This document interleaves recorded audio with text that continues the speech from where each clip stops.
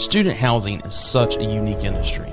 The more unique an industry is, the more important it is for that industry to have a resource and a platform to share ideas and data, to determine best practices, and a platform to simply promote networking among the professionals in that industry. That's what we are setting out to provide with Student Housing Insight. But what's even more unique about the student housing industry is how unique those professionals are. They want to make a positive impact on the students and the university communities they serve. They understand they have an opportunity to touch the future. They come to work every day looking for ways to make that future bright. If you're one of those people, come be a part of Student Housing Insight.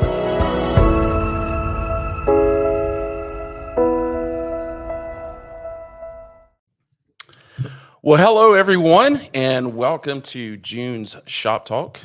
This is Wesley Dees. I'm the host of Shop Talk. I'm also the CEO of Student Housing Insight. If you're not aware of what Student Housing Insight is, please go check us out at studenthousinginsight.com.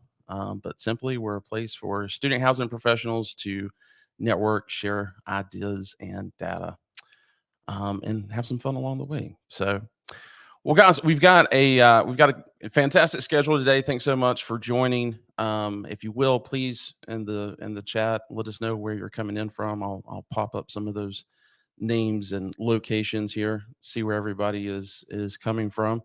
But let's go ahead and get into it. Really quick, I want to also encourage you guys to chat. We've got a lot of folks joining in today. Love how you guys use the chat and kind of talk about things that obviously we're talking about and put it in your insight. Please do that. It's over in the right hand side. Just click on chat. If you've got a question, I want you to put those there as well. But if you will, do me a favor and put a Q in front of it, just so I can quickly identify it. But we've got a great panel today. Would love for you guys to ask any questions that you guys have for them. We will not have an update from NMHC today.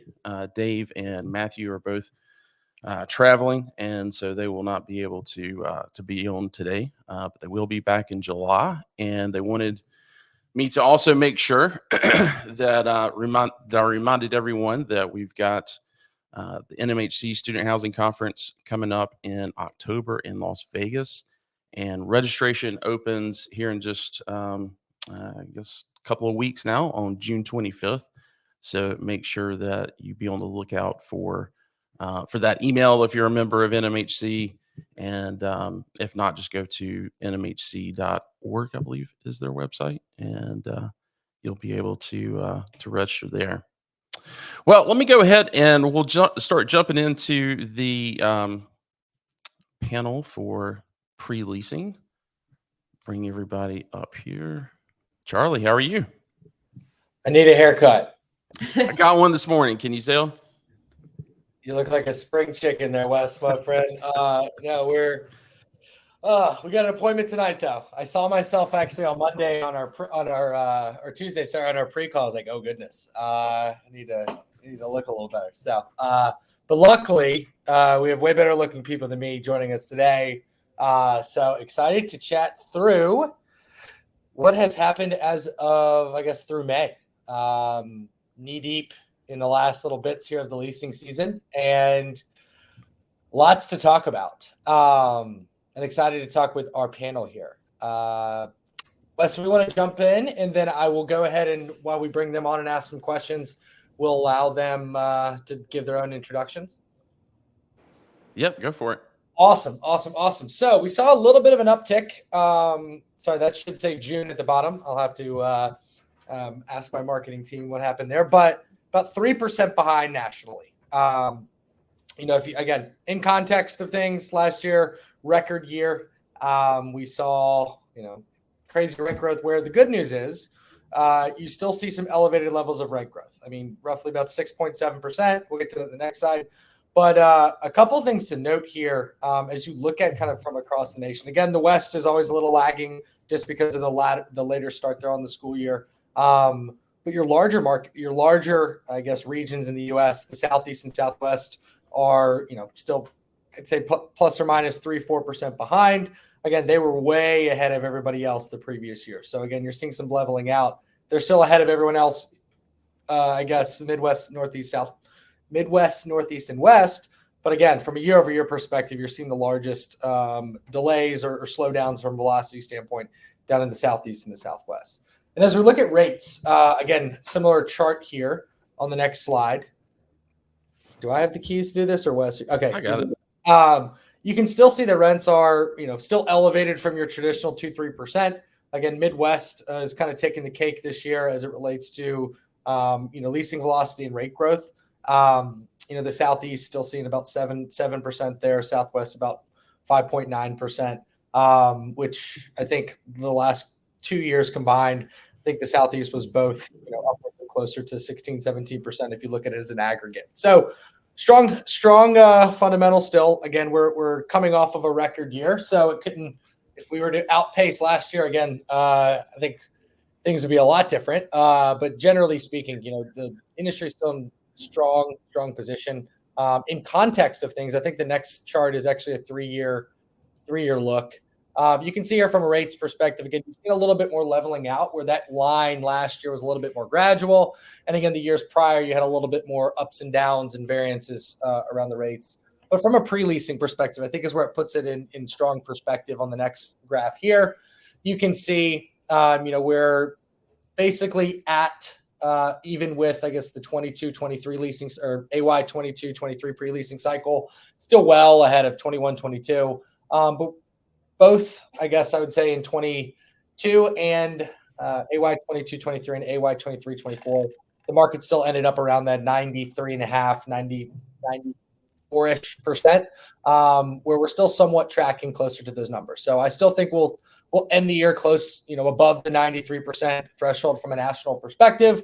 As we hear from our lovely panelists today, it may cause some sleepless nights to get there, but the supply and demand still is very, very, very much in favor, and the vast majority of these markets in favor of the properties.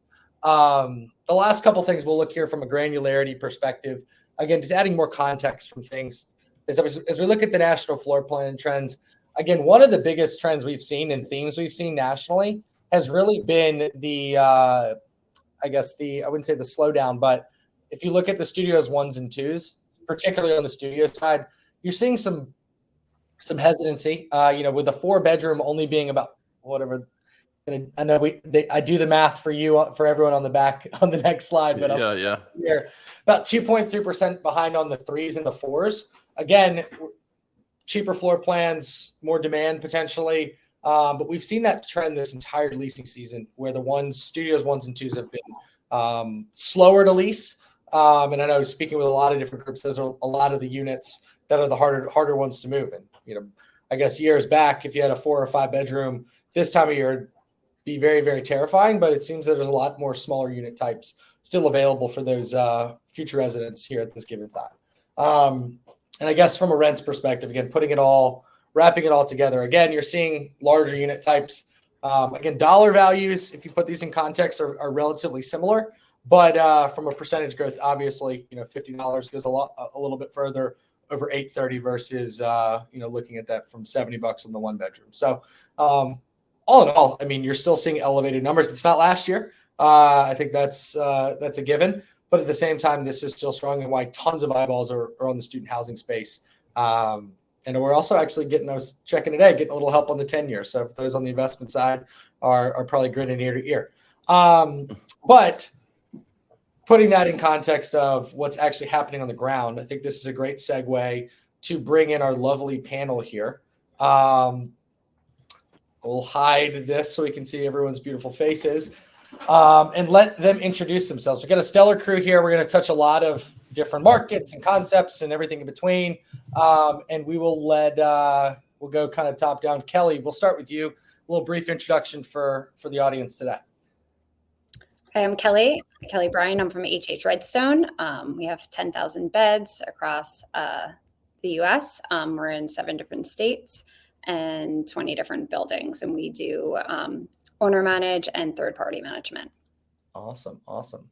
Devin? Yeah, good afternoon, everybody. My name is Devin Shalley-Brumbaugh. I'm the Director of Leasing and Marketing for Tailwind Group. Have about almost 15,000 beds, primarily concentrated in the Midwest and the Southeast. And excited to be here today and talk about some markets that make my job really fun, and also the ones that contribute to the lack of sleep, as Charlie was kind of teeing that up for us. You look well rested, though, I will say. Thank you. And Chris Ann, last but certainly not least. Thanks, Charlie. I'm Chris Ann Kaiser. I'm the Vice President of Leasing and Marketing for Pierce Education Properties, and we are from coast to coast, from California to Pennsylvania and down into the Southeast. And I'm following up with Devin there. There's some markets this year that are making my life amazingly simple, and there are a few markets where I'm maybe grasping at straws trying to figure out where we're going to end up. Love it. Well, awesome.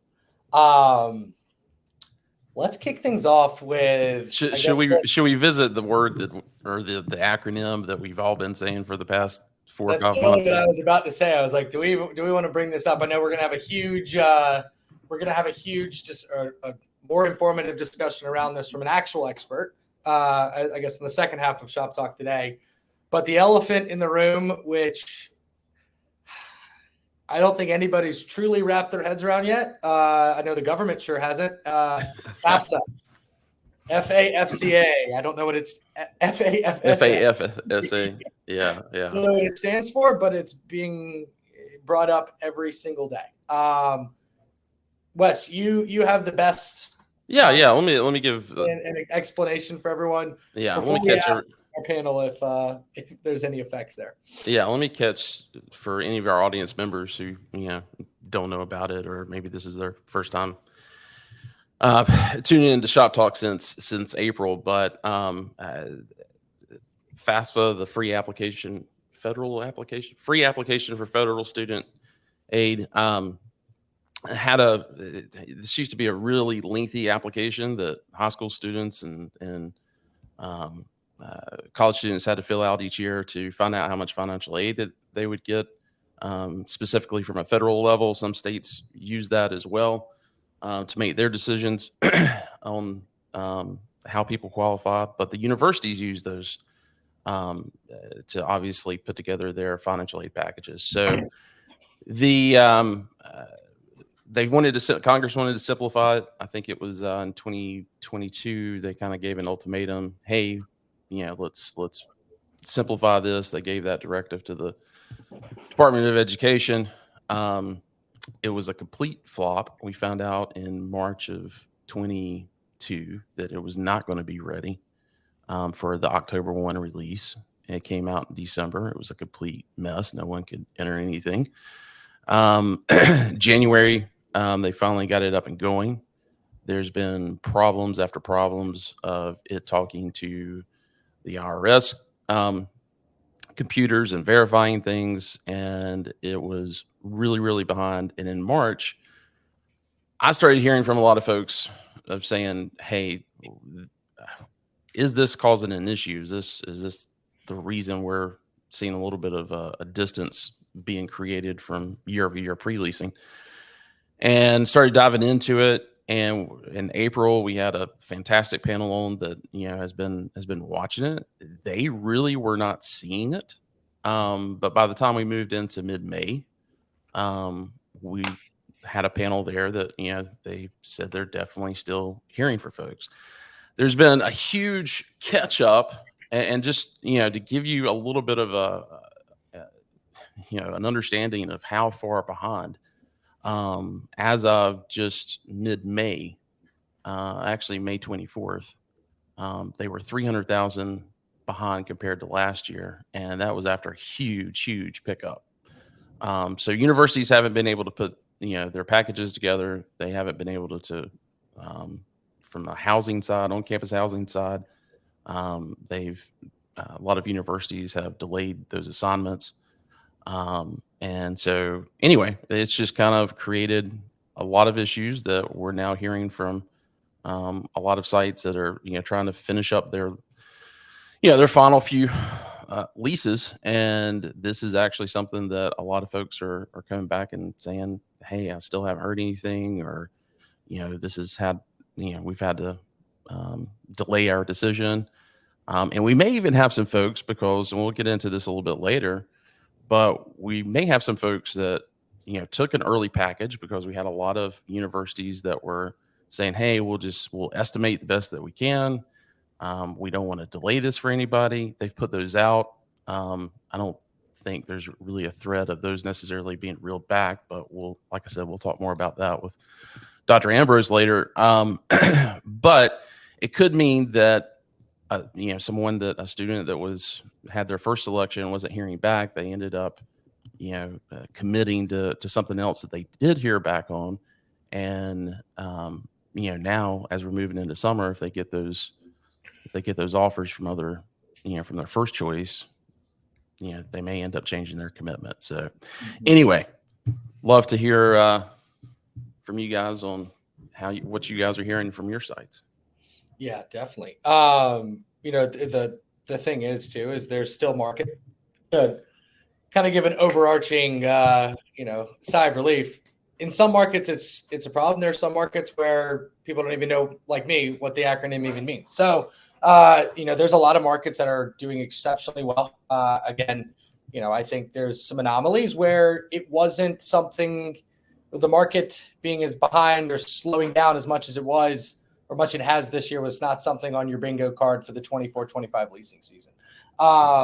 And we'll start with Chris Ann. I know one of the hottest topics, and I guess now one of the hottest markets from a development perspective, is good old Clemson, South Carolina. I know it always helps when the chancellor or the dean of students says we want to get to 50,000 enrollment by a certain time period, so everybody piles on. But market being behind about 11-12% this year, and last year, I think it was closer to 93, 94. What are some of the things you're hearing there in Clemson?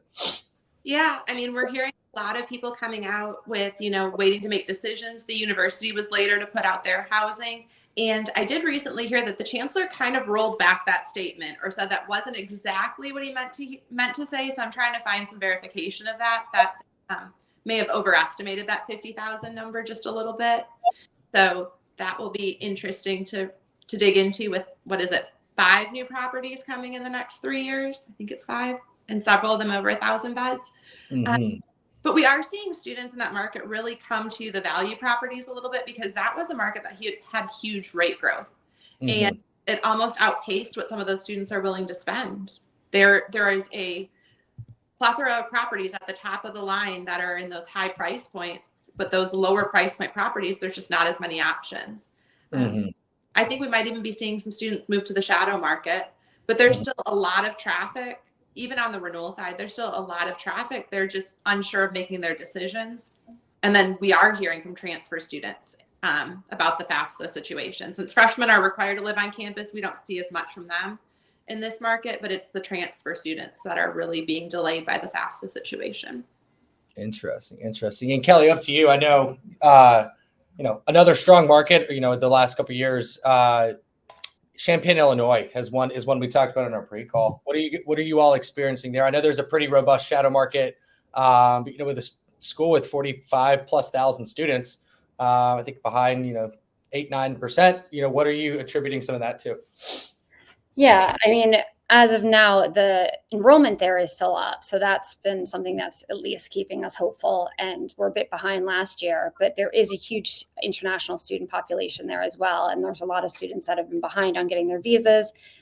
For some reason this year, all the I-9s were late to come out. So as we were kind of talking about on our pre-call, I would say the student housing market internationally is always later than the domestic market here, but this year we find it to be almost a month later than it usually is. And I think that's kind of bringing our numbers lower than we would like them to be. That being said, in the last week, we still saw an uptick in our numbers and our pre-leasing numbers. And I think it's just because, people are like, we have to find housing before it's too late. Also, just everything that's been going on with sports this past year has really helped us there specifically, because we know that's a huge sports school. And the fact that, everyone's kind of buying into the advertising for the sports players, but now the fact that they can get paid will also be, they can also afford to pay rent. So that's also good for us. Love that. Love that. Yeah, I remember back in COVID when, the visa program completely fell off, the market went down sub 80%. Next year jumps up, above 93, 94%. So definitely seeing, I guess, I wouldn't say as severe, but, 16, I think it's almost 15% of the students are international. Definitely, part of the market that is missing there from a pace perspective. And Devin, a little bit similar story, even larger university, Columbus, Ohio. Interesting times in Columbus. And I know last year I was telling Wes, I think we had a similar kind of conversation last year about Columbus, Ohio, where you look at the supply and demand, 60,000 kids, 15, 16,000 purposeful beds, vast shadow market.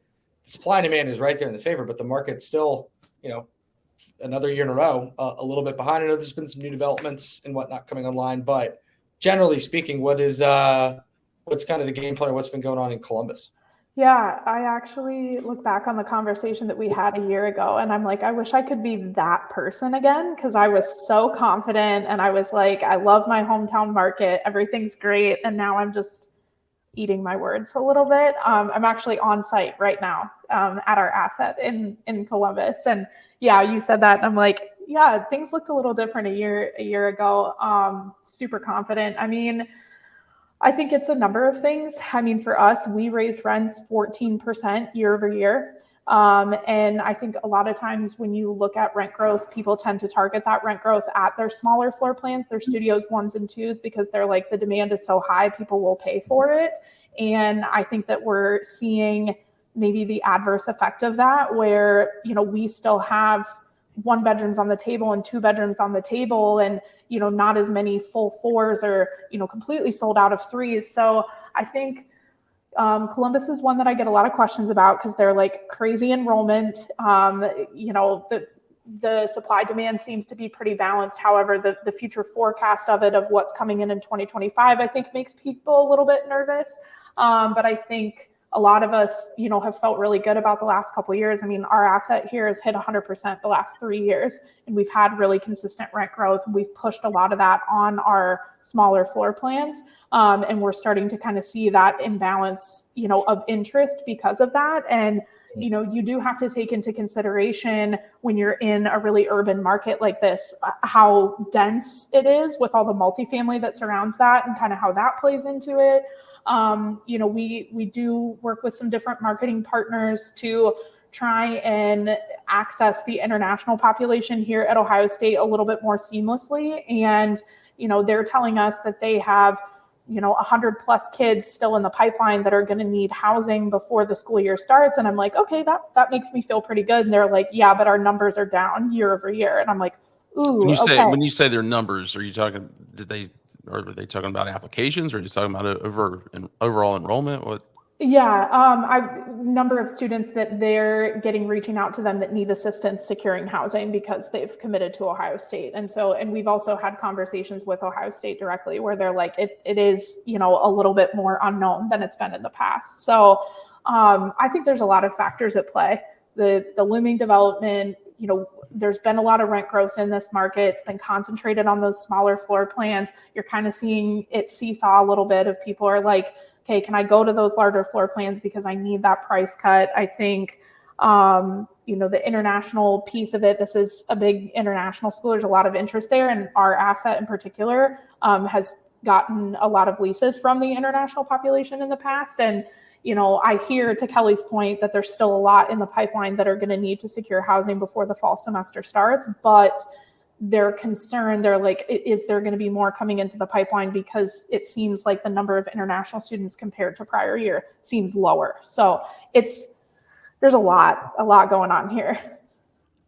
Hey, really quick, I want to bring up for those that maybe have not seen this yet, USA Today's got a pretty good poll, or a pretty good tool on the FAFSA completion data. And this is basically a map showing all the states and where they're at as far as differences year over year. No one's ahead. Indiana is probably the best with they're 2.85% behind. And then we've got I was talking about Ohio, so 12.47 there. But yeah, if anybody needs to look at that, just Google USA Today FAFSA data map, and it'll come up. So anyway, just wanted to share that.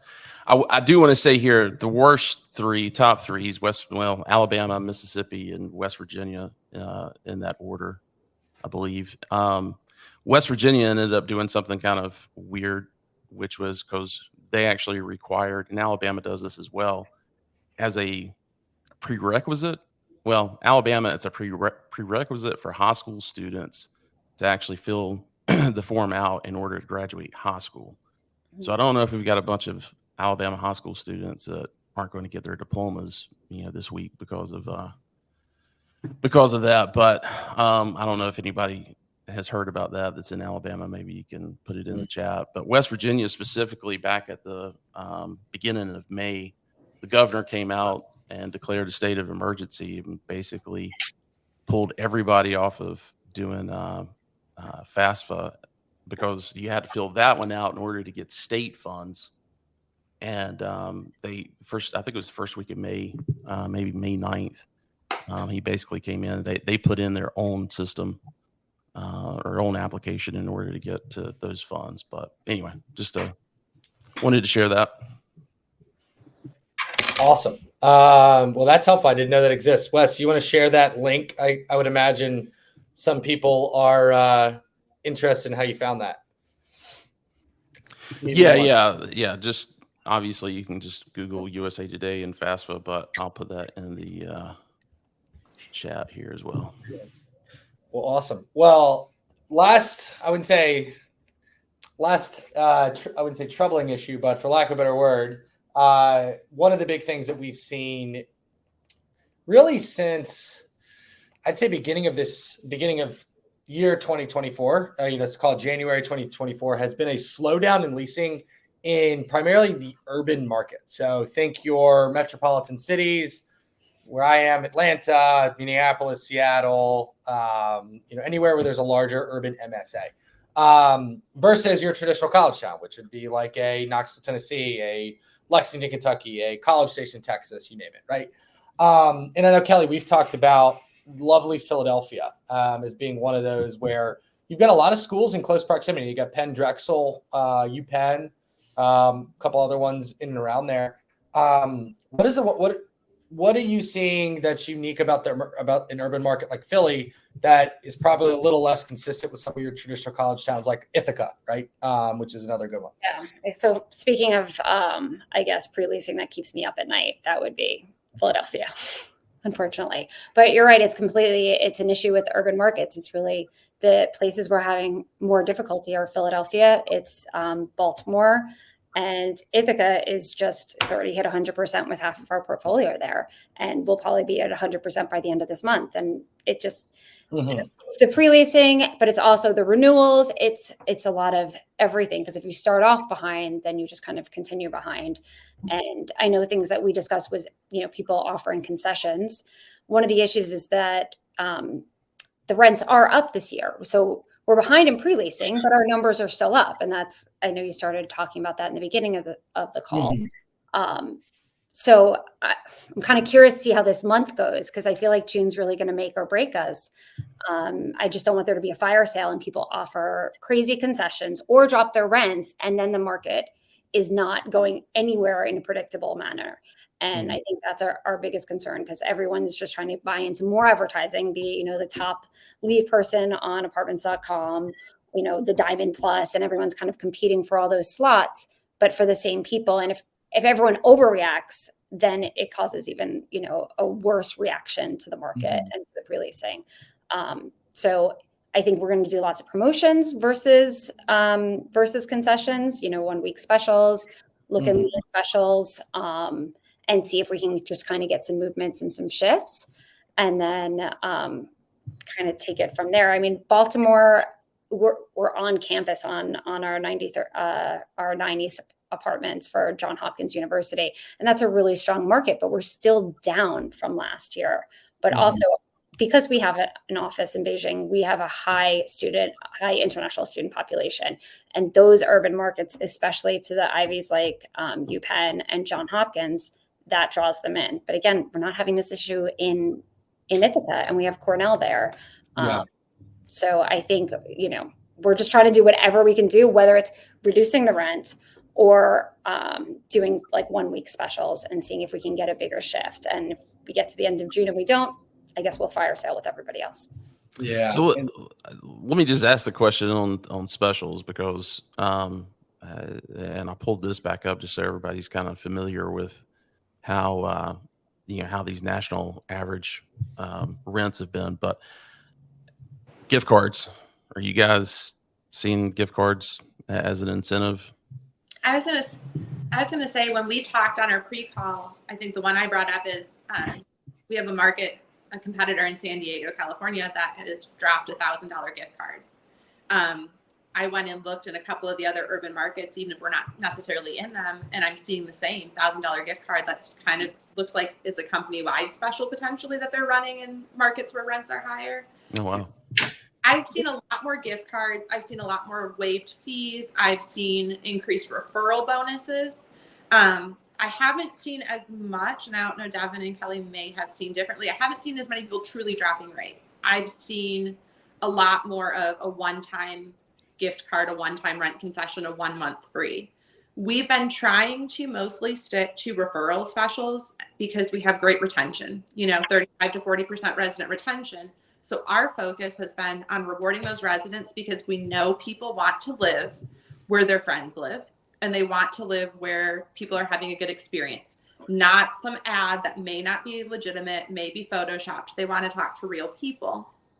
But my concern is we have finally in some markets started to see people sign early. You have markets that we're filling in November, December, January, February, March, April. If at the end of this year, we see all of our competitors drop rate, give free months, give really large gift cards, what is going to happen next year? Those people that signed early, that missed out on that special, that would have been a better deal for them, they're going to wait.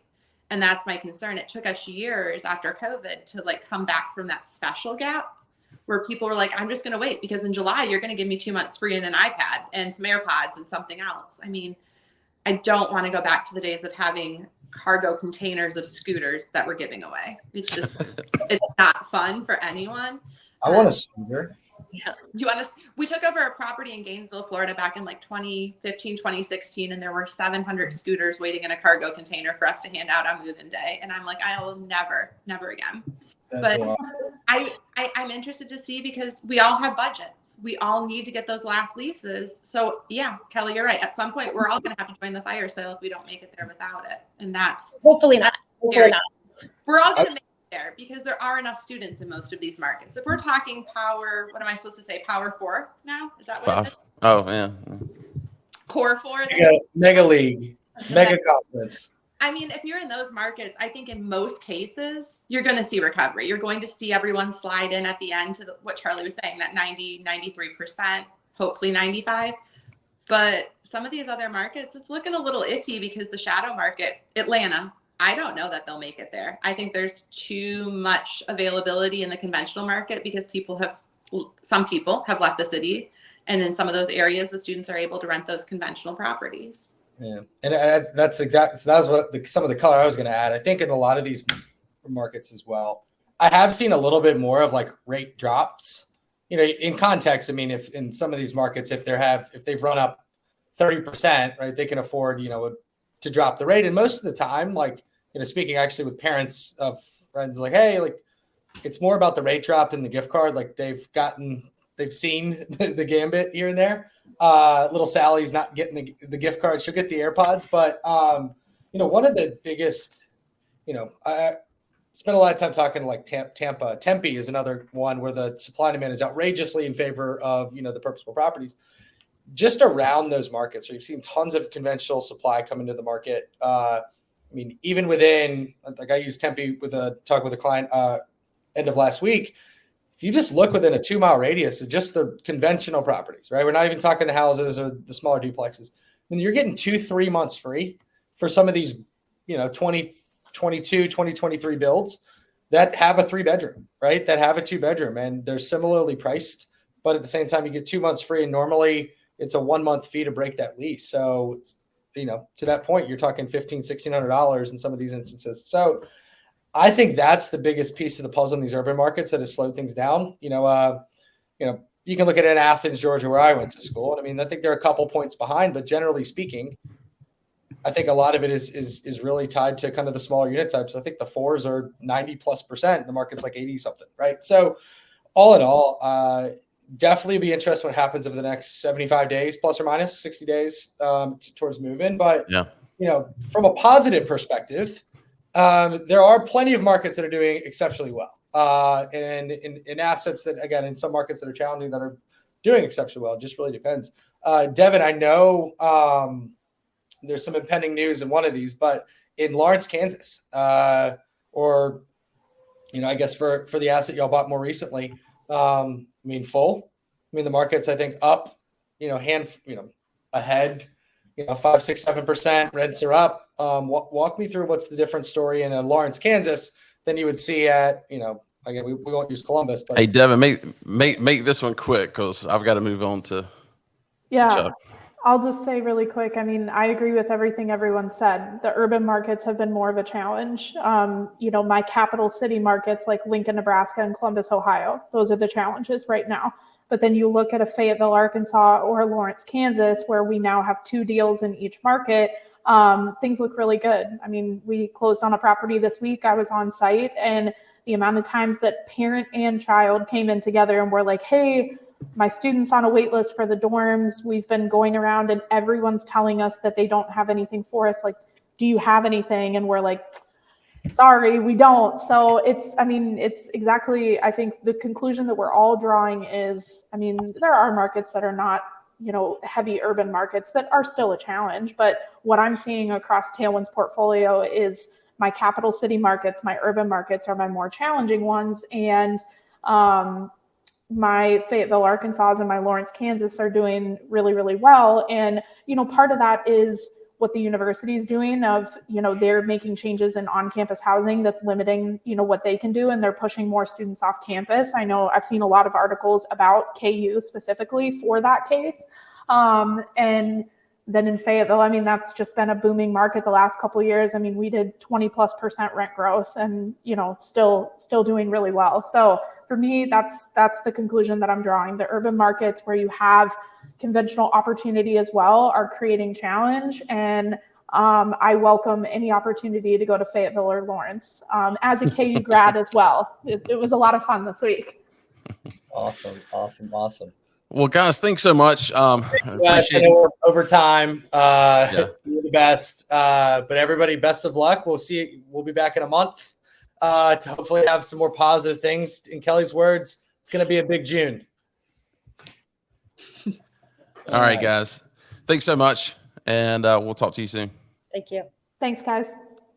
All right. Let me take these guys away.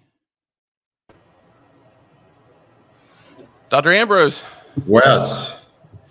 Well, man, I really appreciate you joining us. You're on vacation in Colorado, and you took some time out. Had issues with the cabin electricity, so you're in a spot where you're doing some sharing some co-work space. Thanks so much for being able to make this happen. But for you and I go back a little ways. I had a property in Missouri when you were at University of Central Missouri in Warrensburg, and got to meet you and had a lot of great conversations. And we have a little bit of a past tied back to North Carolina and South Carolina at Pfeiffer University. So always good to see you. But if you will, for those in the audience who don't know you, can you give us a little bit of background? Yeah, Wes. And first, let me just thanks for the invitation. I should have, listened into ShopTalk back as a college president, because what a critical, set of partnerships that we share with those of you who provide not just living, but learning experiences by virtue of the student housing market. So I knew I was going to learn more from your panelists than perhaps your listeners may have from our conversation.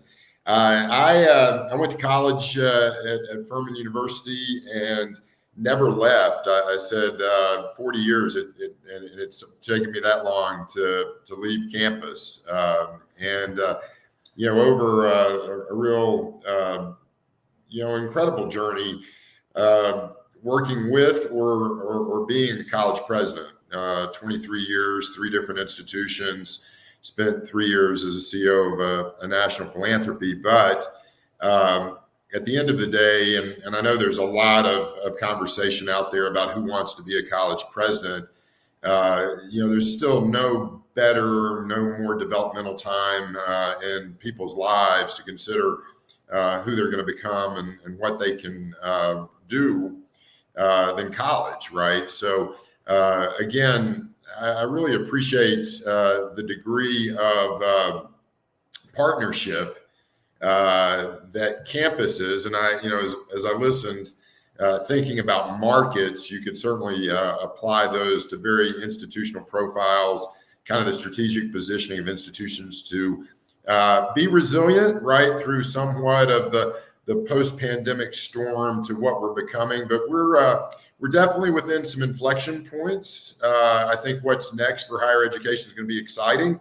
I think it's going to offer opportunities for some, and then a reallocation of really kind of the national investment in college over the next several years. So again, I just appreciate Wes reconnecting and especially learning from ShopTalk. Well, thank you. I guess it was it earlier this year, or was it last year you came out? End of December, right? It's been out just 6 months. Okay. So, of course, you and another co-author wrote this book, but Colleges on the Brink: The Case for Financial Exigency. Really quick, could you explain what financial exigency is for? Because it means a couple of different things with colleges, and I think it's I'm not a better person here to explain what that is. Yeah, so when you think about these markets, right, in terms of institutional sustainability, exigency really defines those institutions who either wait too long or who don't act it at all, that actually puts the survival of the institution at risk. And a lot of times, the closest equation in the corporate and business world is bankruptcy. It's really not bankruptcy. There's no protection from creditors, but there is an existential threat that kind of has to be evident to warrant the degrees of restructuring to move from current states, which are business models and certainly margins that aren't working for institutions, and moving them to a place perhaps of potential sustainability.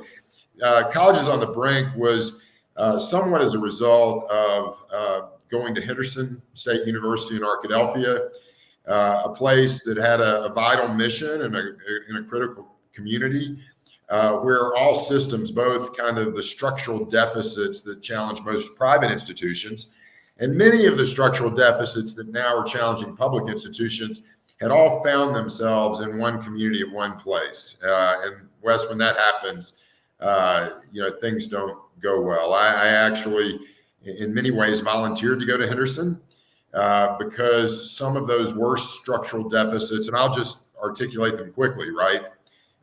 Fiscal deficits, where your revenues and certainly your net tuition revenue is not sufficient to pay for the cost of instruction.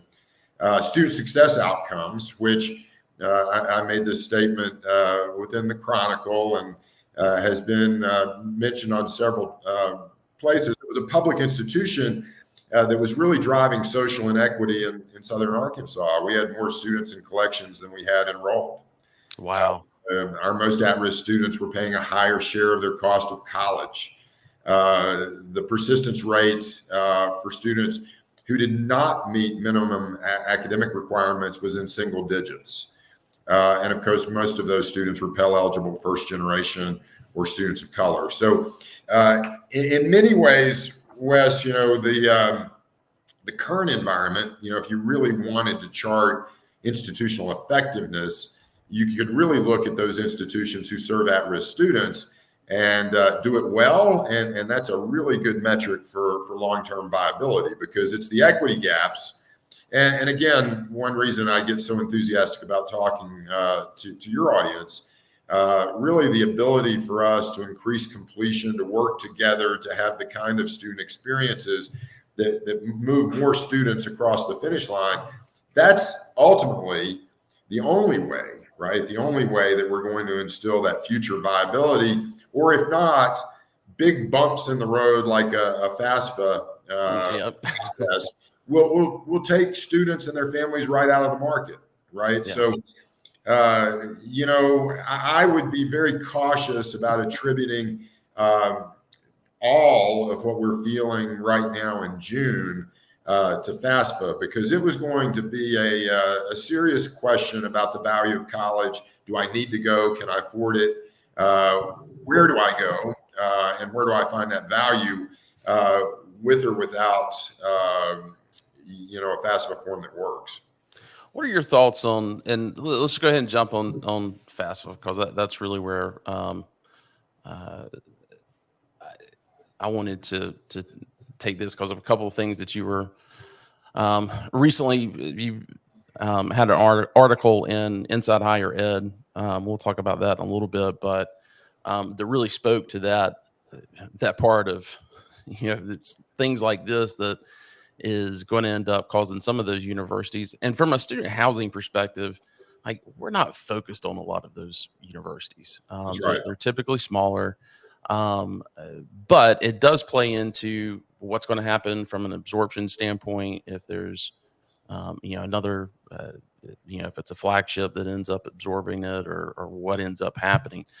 And, but I also think there's some folks that, there's some universities that are in that spectrum, middle of that spectrum, that, things like this, where they don't have a bailout like they did in COVID, from the government, that could really end up, impacting things that for these schools that are very, tuition dependent as far as their revenue is concerned. But let's go ahead and jump into kind of your thoughts on, how this is going to impact, not leasing, but enrollment for this fall at some of the universities that you've been speaking with. Yeah, Wes, it's going to mirror very much what Charlie said with your panel, right? There's going to be some that hardly recognize that FAFSA has been a problem. There's going to be most who will not only recognize the problem, but have some negative impact. And there's going to be others that are going to move them solidly from kind of crisis to existential threat, just by virtue of the impact on the students they serve. I think one thing that we do need to mention, and I know we may talk about it a little bit more in depth in a few minutes, but the impact on students and their families, right? There's a disparate impact felt by lower income students of color, marginalized communities that are not transmitted directly to the institution's bottom line, but may affect a generational trajectory. So we kind of have to acknowledge that first. The second is, I think, in those markets where your listeners may be feeling kind of the lesser effect, those are the markets that probably have a significant a summer impact on either melt or uncertainty or decision making, because if some of the larger institutions are running behind, let's just say simply running behind in this enrollment cycle, there's any number of students, and I think we would both agree that not knowing the exact number by virtue of the data, they're just waiting to get their offers right before they ultimately make some final decision.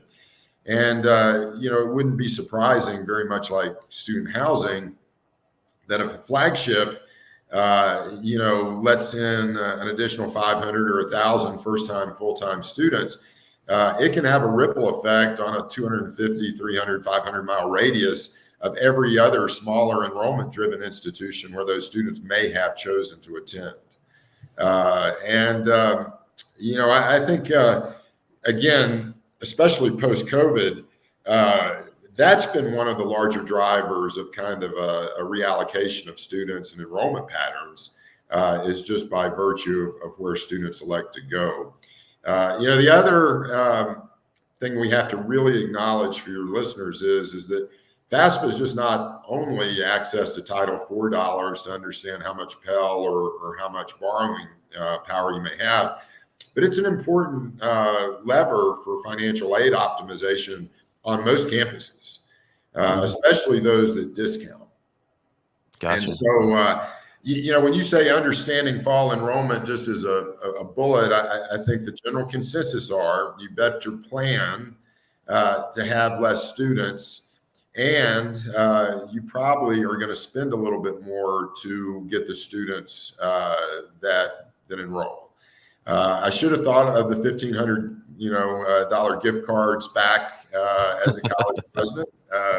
Probably would have been cheaper than some of the discount rates that you continually push out.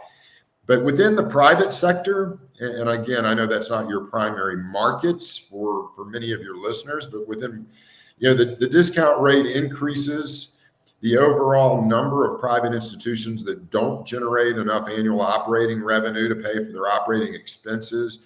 And the real difference for many of these institutions is they've run out of cash, that the liquidity has really gone to a point where their unrestricted assets are at risk. And again, a point in our book, Wes, is that many of these terms like exigency, used reactive and certainly in a defensive posture, mean that you're really trying to keep the doors open. Exigency is a tool for institutional change and transformation.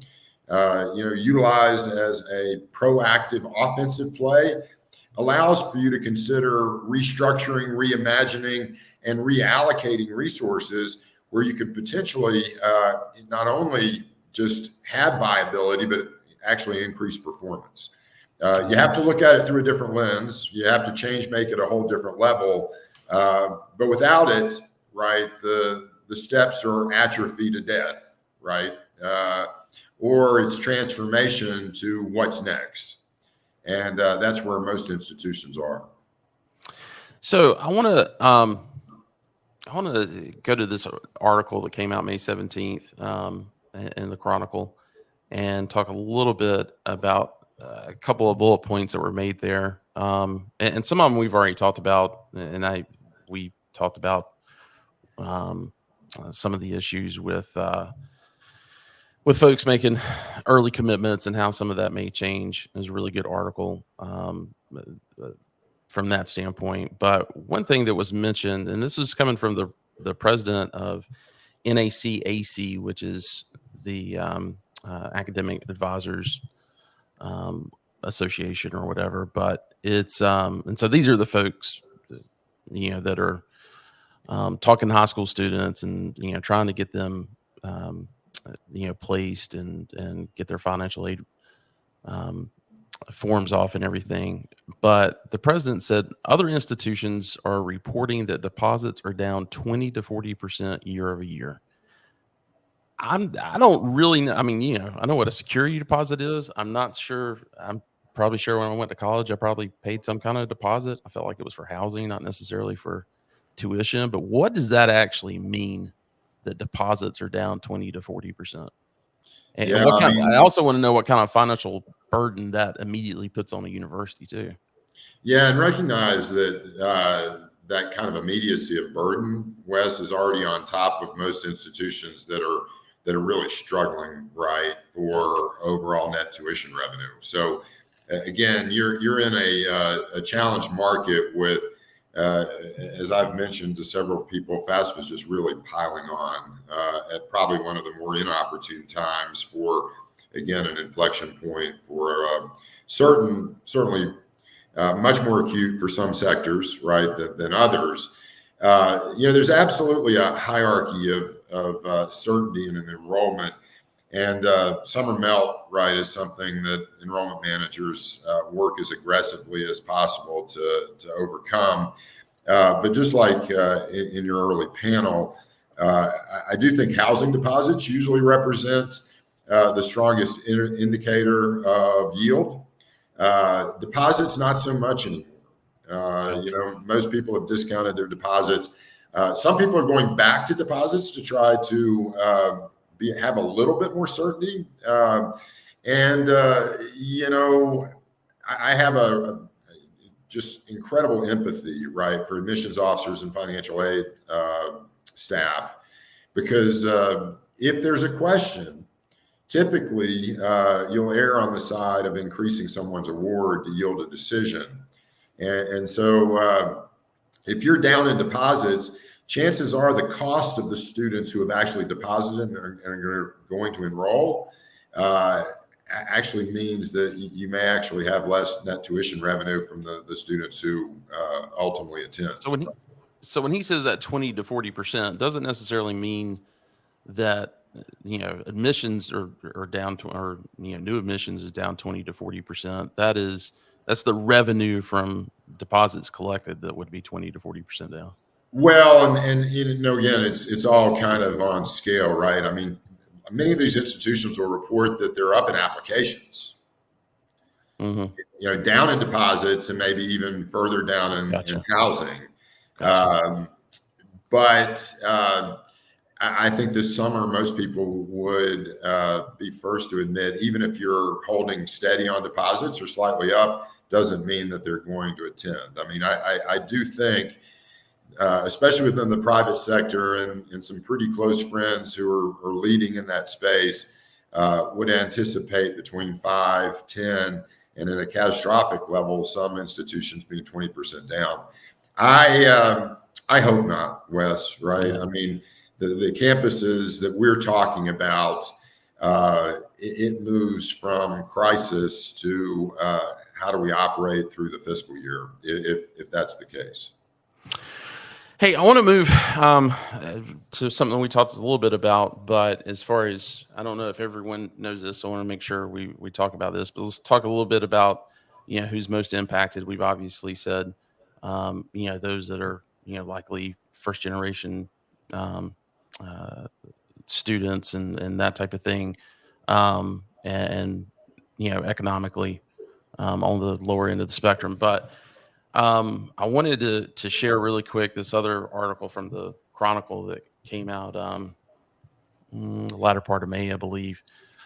And it specifically was focused on what is happening with Hispanic population, and especially along the border states, because you've got so many what they called mixed families, which was a student's parent or an applicant's parent, where they've got one parent who does not have a Social Security number, and the problems that was causing in the system. This is something they said they fixed first week of May, and that is not the case from a lot of people that we're hearing. And it's taking a lot of these, the Department of Ed did put $50 million into helping, getting people moved along in this process. Those went to, I guess you would call them, non-government organizations, a lot of nonprofits, those type of things, to help students, through that process. So, a lot of those advisors were basically,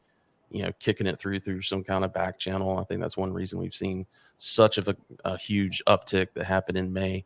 But this one for, a lot of these families who are in that situation has been a big deal. And I was hearing a lot, from folks who have operators who have properties at in these border states, and how much further along or further behind they were in this situation. And so there's no correlation here that I've been able to basically draw on, but I did take the top 8 universities over 10,000 in enrollment that have over 50% Hispanic population.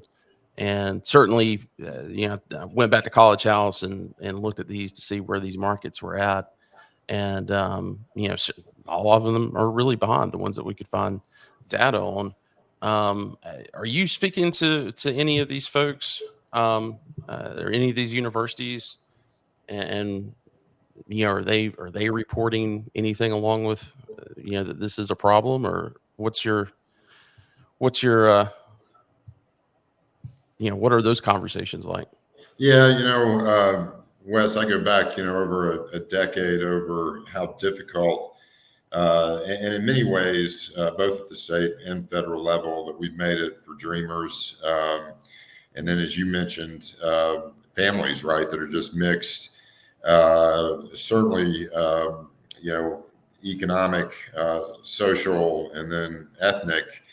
And what's hard to imagine is if you think about the changing demographics, along with the equity gaps, that from an outcomes basis, if we don't figure this out, we're actually kind of eliminating our potential fastest growth part of our market, right? I know over 8 years at Central Missouri that our Hispanic student population, outside of our graduate international, and I would like to mention something to that, given your panelists' comments earlier, but our Hispanic student population, our African American student population, and our students who claim more than one race, that was the fastest growing demographic of growing enrollment. And again, FAFSA not only is one more inhibitor to a process that's been very difficult for those students to access college, and the one element of this I have heard direct impact from is on returners.